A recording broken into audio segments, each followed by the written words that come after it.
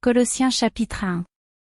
Paul, apôtre de Jésus-Christ par la volonté de Dieu, et le frère Timothée, aux saints et fidèles frères en Christ qui sont à Colosse, que la grâce et la paix vous soient données de la part de Dieu notre Père.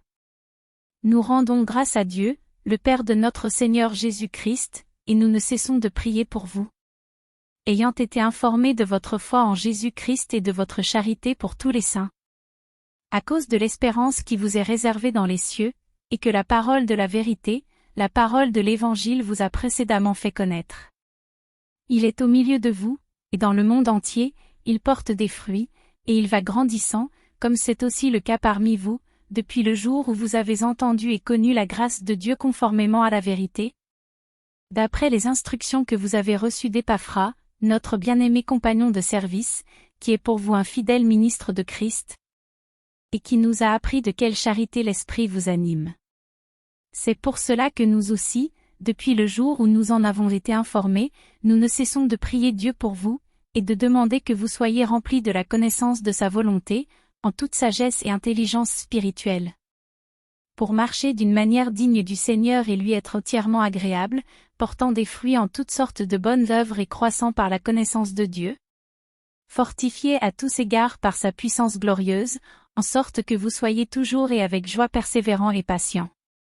Rendez grâce au Père, qui vous a rendu capable d'avoir part à l'héritage des saints dans la lumière, qui nous a délivrés de la puissance des ténèbres et nous a transportés dans le royaume du Fils de son amour, en qui nous avons la rédemption, la rémission des péchés. Il est l'image du Dieu invisible, le premier-né de toute la création. Car en lui ont été créées toutes les choses qui sont dans les cieux et sur la terre, les visibles et les invisibles, trône, dignité, domination, autorité. Tout a été créé par lui et pour lui.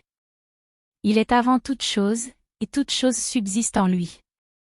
Il est la tête du corps de l'Église, il est le commencement, le premier-né d'entre les morts, afin d'être en tout le premier. Car Dieu a voulu que toute plénitude habitât en lui. Il a voulu par lui réconcilier tout avec lui-même, tant ce qui est sur la terre que ce qui est dans les cieux, en faisant la paix par lui, par le sang de sa croix.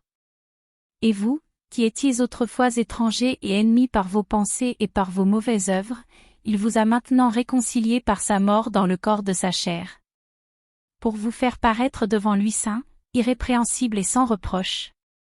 Si du moins vous demeurez fondés et inébranlables dans la foi, sans vous détourner de l'espérance de l'Évangile que vous avez entendu, qui a été prêché à toute créature sous le ciel, et dont moi Paul, j'ai été fait ministre.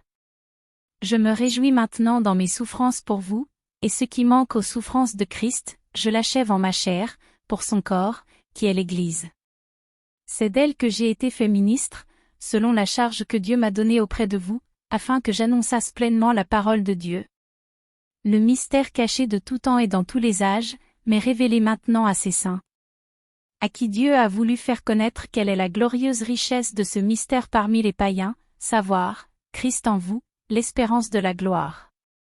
C'est lui que nous annonçons, exhortant tout homme, et instruisant tout homme en toute sagesse, afin de présenter à Dieu tout homme, devenu parfait en Christ. C'est à quoi je travaille, en combattant avec sa force, qui agit puissamment en moi.